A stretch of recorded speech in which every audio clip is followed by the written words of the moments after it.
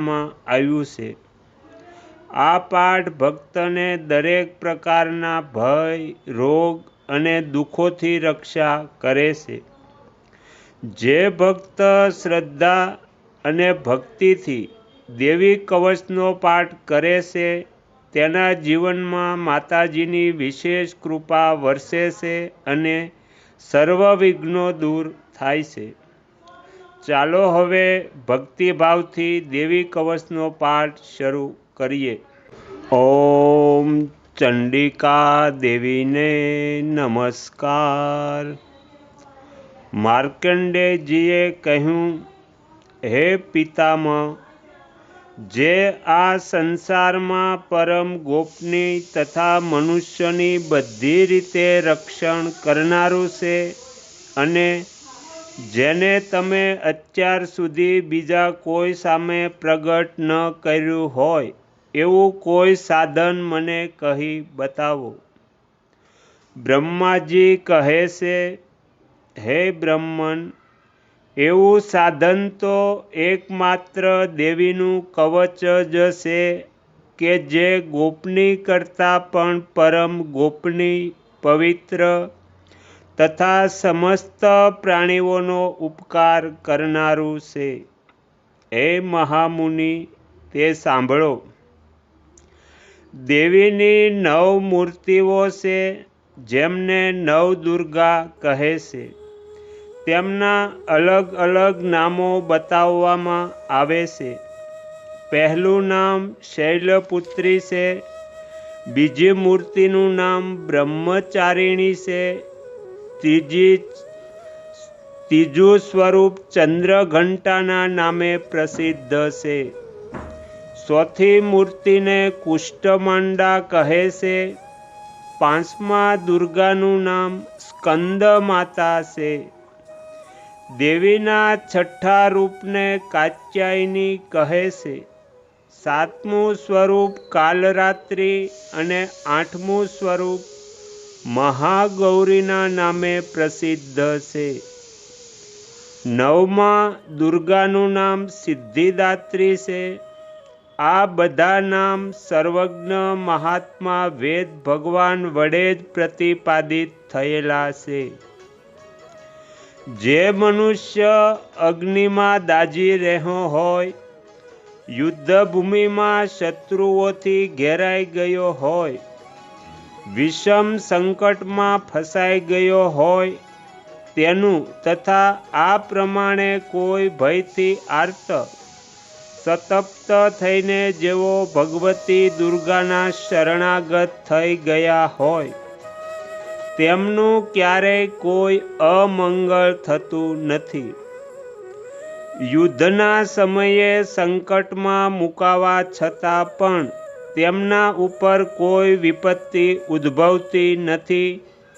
તેમને શોક, દુઃખ અને ભય પ્રાપ્ત થતા નથી।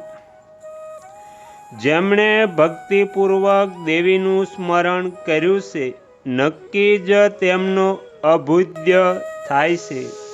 હે દેવેશ્વરી, જેઓ તમારું ચિંતન કરે છે તેમનું તમે નિસંદેહ રક્ષણ કરો। ચામુંડા દેવી પ્રેત પર આરૂઢ હોય છે, વારાહી પાડા પર સવારી કરે છે, ઐન્દ્રીનું વાહન ઐરાવત એટલે હાથી છે, વૈષ્ણવી ગરુડ પર આસન જમાવે છે, માહેશ્વરી વૃષભ એટલે આકલા પર આરૂઢ થાય છે, કૌમારીનું વાહન મોર છે, ભગવાન વિષ્ણુના પ્રિયતમ શ્રી લક્ષ્મી કમળના આસન પર વિરાજમાન છે અને હાથમાં કમળ ધારણ કરેલા છે। વૃષભ પર આરૂઢ થયેલા દેવી ઈશ્વરીએ શ્વેત રૂપ ધારણ કરી રાખ્યું છે। દેવી બ્રાહ્મી હંસ પર બેસેલા છે અને બધા પ્રકારના આભૂષણોથી વિભૂષિત છે। આ પ્રમાણે આ બધી જ માતાઓ બધા પ્રકારની યોગ શક્તિઓથી સંપન્ન છે। આ સિવાય અન્ય પણ ઘણી બધી દેવીઓ છે કે જેઓ અનેકવિધ આભૂષણોથી શોભાથી યુક્ત તથા અનેકવિધ રત્નોથી સુશોભિત છે. આ સમસ્ત દેવીઓ ક્રોધ ભરેલી છે અને ભક્તોનું રક્ષણ કરવા માટે રથમાં બેસેલી દેખાય છે. આ દેવીઓ પોતાના હાથમાં શંખ, ચક્ર, ગદા, શક્તિ, હળ અને મૂસુળ, સાંબેલું, ખેટક એટલે ઢાલ અને તોમર, પરશુ, કુહાડી તથા પાશ, કુંત અને ત્રિશૂળ તેમજ અન્ય સાંડર્ય, ધનુષ વગેરે અસ્ત્ર શસ્ત્રો ધારણ કરે છે. દૈત્યોના શરીરનો નાશ કરવો, ભક્તોને અભયદાન આપવું અને દેવતાઓનું હિત કરવું, આ જ તેમનો શસ્ત્ર ધારણ કરવાનો ઉદ્દેશ્ય છે. કવચનો આરંભ કરતા પહેલા આ પ્રમાણે પ્રાર્થના કરવી: મહારૌદ્રરૂપ, અત્યંત ઘોર પરાક્રમી, મહાબલવંતી અને મહા ઉત્સાહયુક્ત હે દેવી, તમે મહાન ભયનો નાશ કરનારા છો, તમને નમસ્કાર છે. તમારી સામે જોવું પણ મુશ્કેલ છે. શત્રુઓનો ભય વધારનારા હે જગદંબિકા, મારું રક્ષણ કરો. પૂર્વ દિશામાં ઇન્દ્રશક્તિ મારું રક્ષણ કરે. અગ્નિ ખૂણામાં અગ્નિશક્તિ, દક્ષિણ દિશામાં વારાહી તથા નૈઋત્ય ખૂણામાં ખડગધારિણી મારું રક્ષણ કરો. પશ્ચિમ દિશામાં વારુણી અને વાયવ્ય ખૂણામાં મૃગવાહિની એટલે મૃગ પર સવારી કરનારા દેવી મારું રક્ષણ કરો. ઉત્તર દિશામાં કૌમારી અને ઈશાન ખૂણામાં શૂલધારિણી દેવી મારું રક્ષણ કરો. હે બ્રહ્માણી, તમે ઉપરની બાજુએથી મારું રક્ષણ કરો અને વૈષ્ણવી દેવી નીચેની બાજુએથી મારું રક્ષણ કરો. આ જ પ્રમાણે શબવાહના, જેમનું શબ વાહન છે તે ચામુંડા દેવી, 10 દિશાઓમાં મારું રક્ષણ કરો. જયા આગળની બાજુએ અને વિજયા પાછળની બાજુએ મારું રક્ષણ કરો. ડાબા ભાગે અજિતા અને જમણા ભાગે અપરાજિતા મારું રક્ષણ કરો. ઉદ્ધોતિની શિખાનું રક્ષણ કરો અને ઉમા મારા મસ્તક પર વિરાજિત થઈને મારું રક્ષણ કરો. માલાધરી મારા કપાળનું અને યશસ્વીની મારી ભમરોનું રક્ષણ કરો. ત્રિનેત્રા ભમરોના મધ્ય ભાગનું અને યમઘંટા નાસિકાઓનું રક્ષણ કરો. શંખિણી બંને આંખોના મધ્ય ભાગનું અને દ્વારવાસીની કાનોનું રક્ષણ કરો. કાલિકા ગાલોનું તથા સાકરી કાનોના મૂળ ભાગોનું રક્ષણ કરો. સુગંધા નાસિકાનું અને સરસિકા ઉપરના હોઠનું રક્ષણ કરો.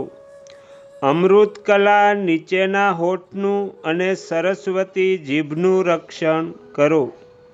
હાથમાં વ્રજ ધારણ કરનારા વ્રજહસ્તા મારા પ્રાણ, અપાન, વ્યાન, ઉદાન અને સમાન વાયુનું રક્ષણ કરો. કલ્યાણથી શોભતા દેવી, કલ્યાણ શોભના મારા પ્રાણોનું રક્ષણ કરો. યોગીની અનુભૂતિ ગમ્ય રસ, રૂપ, ગંધ, શબ્દ અને સ્પર્શનું રક્ષણ કરો. તથા નારાયણી સત્વ, રજ અને તમ આ ત્રણેય ગુણોનું સદા રક્ષણ કરો. વારાહી આયુષ્યનું રક્ષણ કરો. વૈષ્ણવી ધર્મનું રક્ષણ કરો તથા ચક્ર ધારણ કરનારા દેવી ચક્રણી યશ, કીર્તિ, લક્ષ્મી, ધન અને વિદ્યાનું રક્ષણ કરો. હે ઇન્દ્રાણી, તમે મારા ગોત્રનું રક્ષણ કરો. હે ચંડિકા, તમે મારા પશુઓનું રક્ષણ કરો, મહાલક્ષ્મી પુત્રોનું રક્ષણ કરો અને ભૈરવી મારી પત્નીનું રક્ષણ કરો. સુપથા મારા પથનું અને શ્યામકરી મારા માર્ગનું રક્ષણ કરો. મહાલક્ષ્મી રાજદ્વારી કાર્યોમાં મારું રક્ષણ કરો તથા ચારે બાજુ પ્રવર્તા વિજયા મારા સમસ્ત ભયોમાંથી રક્ષણ કરો. હે દેવી, જે સ્થાન કવચમાં કહેવાયું નથી અને તેથી રક્ષણ વિનાનું છે તેવા બધા સ્થાનો તમારા વડે સુરક્ષિત થાય, કારણ કે તમે વિજયશાળી અને પાપ વિનાશિની છો. મનુષ્ય જો પોતાના શરીરનું ભલું ઈચ્છે તો તેણે કવચનો પાઠ કર્યા વિના એક ડગલું પણ નહીં ભરવું. કવચનો પાઠ કરીને જ યાત્રા કરવી. કવચ પાઠ વડે બધી બાજુઓથી સુરક્ષિત થયેલો મનુષ્ય જ્યાં જ્યાં પણ જાય છે ત્યાં ત્યાં તેને ધન લાભ થાય છે તથા સઘળી કામનાઓની સિદ્ધિ કરનારો વિજય પ્રાપ્ત થાય છે. તે જે અભિષ્ટ વસ્તુનું ચિંતન કરે છે તેને તે અચૂકપણે પ્રાપ્ત કરી લે છે.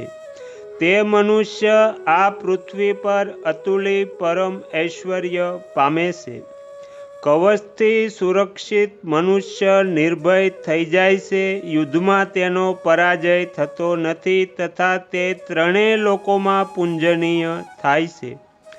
આ દેવી કવચ દેવતાઓને પણ દુર્લભ છે. જે દરરોજ ત્રણેય સંધ્યા વેળાએ શ્રદ્ધાપૂર્વક નિયમિત રીતે આનો પાઠ કરે છે તેને દેવી કલા પ્રાપ્ત થાય છે તથા તે ત્રણેય લોકમાં ક્યાંય પણ પરાજિત થતો નથી. એટલું જ નહીં, તે અપમૃત્યુથી રહિત થઈને 100 કરતાં પણ વધુ વર્ષો સુધી જીવતો રહે છે તથા શીતળા, કોઢ વગેરે સઘળી વ્યાધિઓ નષ્ટ થઈ જાય છે. કનેર, ભાંગ, અફીણ, ધતુરો વગેરેનું સ્થાવર વિષ, સાપ, વીંછી વગેરેના કરડવાથી છડતું જંગમ વિષ તથા અહિફેન અને તેલના મિશ્રણ વગેરેથી બનતું કૃત્રિમ વિષ, આ બધા પ્રકારના વિષ ઉતરી જાય છે. તેમની કશી અસર થતી નથી. આ પૃથ્વી પર મારણ, મોહન વગેરે જેટલા અભિચાર પ્રયોગો છે તથા આ પ્રકારના જેટલા મંત્રો, યંત્રો વગેરે છે તે બધાય આ કવચને હૃદયમાં ધારણ કરી લેવાથી તે મનુષ્યના દેખતા જ નષ્ટ થઈ જાય છે. આ જ નહીં, પૃથ્વી પર વિચરનારા ગ્રામ્ય દેવતા, આકાશમાં વિચરનારા વિશેષ દેવો, જળના સંબંધથી પ્રગટતા ગણદેવો, ઉપદેશ માત્રથી સાધી શકાતા નિમગ્ન કક્ષાના દેવતાઓ, પોતાના જન્મની સાથે પ્રગટ થતા દેવતા, કુળદેવતા, માલા, કંઠમાળા વગેરે, ડાકણ, શાકણ, અંતરિક્ષમાં વિચરતી અતિ બળબળતી ભયાનક ડાકણો, ગ્રહો, ભૂતો, પિચાસો, યક્ષો, ગંધર્વો, રાક્ષસો, બ્રહ્મ રાક્ષસ, વેતાળ, કુષ્ઠમાન, ભૈરવ વગેરે અનિષ્ટકારી દેવતાઓ પણ જો હૃદયમાં કવચ ધારણ કરેલું હોય તો તે મનુષ્યના દેખતા જ ભાગી જાય છે.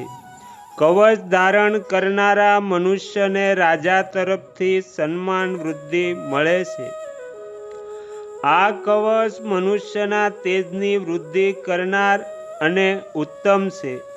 કવચનો પાઠ કરનારો મનુષ્ય પોતાની કીર્તિથી વિભૂષિત થઈને પૃથ્વી પર પોતાના સુયશની સાથોસાથ વૃદ્ધિ પામે છે.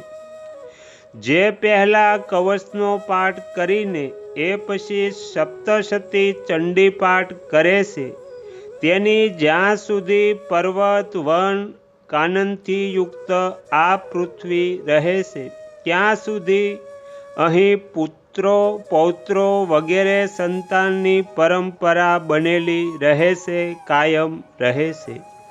પછી દેહાંત થતાં તે મનુષ્ય ભગવતી મહામાયાની કૃપાથી તે નિત્ય શાશ્વત પરમપદને પ્રાપ્ત કરે છે, જે દેવતાઓને પણ દુર્લભ છે. તે સુંદર દિવ્ય રૂપ ધારણ કરે છે અને કલ્યાણમય શિવની સાથે આનંદનો ભાગી એટલે ભોગતા થાય છે. તો અહીંયા દેવી કવચ સમાપ્ત થાય છે. તમે તમારો કિંમતી સમય આપી એકાગ્ર ચિત્તે પ્રસન્નતાપૂર્વક દેવી કવચનો પાઠ સાંભળ્યો એ બદલ હું આપ સૌનો ખૂબ ખૂબ આભાર વ્યક્ત કરું છું અને આશા પણ રાખું છું કે તમને સાંભળવો ગમ્યો હશે. જો ગમ્યો હોય તો બીજા 5 લોકોને પણ સંભળાવજો. શ્રી સદગુરુદેવની જય. આગળના વિડીયો જોવા માટે આ ચેનલને સબસ્ક્રાઈબ કરો અને જો આ વિડીયો પસંદ આવ્યો હોય તો લાઈક કરો.